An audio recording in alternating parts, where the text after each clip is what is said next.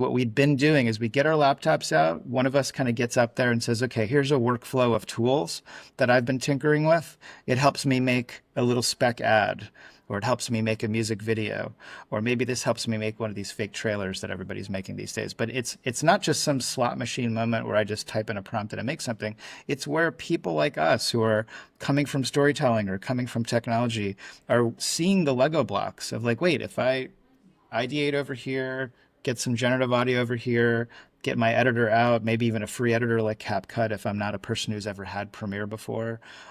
Start learning about storyboard. Like you start sequencing these tools, and then that's what the new toolkit starts to look like. And we basically created this event series that we call Gen Jams and Gen Battles sometimes when they're a little bit more, game showy. But to create a setting where we usually get about 50 to 60 people, everybody sits through a tutorial that we present, and we often have great partnerships with sponsors and tools who, kind of love the attention that we're bringing to their tools, and we're really bringing power users. That we're people Yeah. that aren't just tourists on the internet, people that are leaning in to say, I want to use this. Break people up into teams of 3 or 4, make some new friends, do something that most of us as introverts or as, people stuck at home in our bedrooms making these things by ourselves don't get exposed to enough, which is the soft skills of life and getting out there and connecting with people. And then we get people to make a little short film that by the end of that evening, usually about 4 hours, we have like a little mini film fest. And some people win, some people laugh.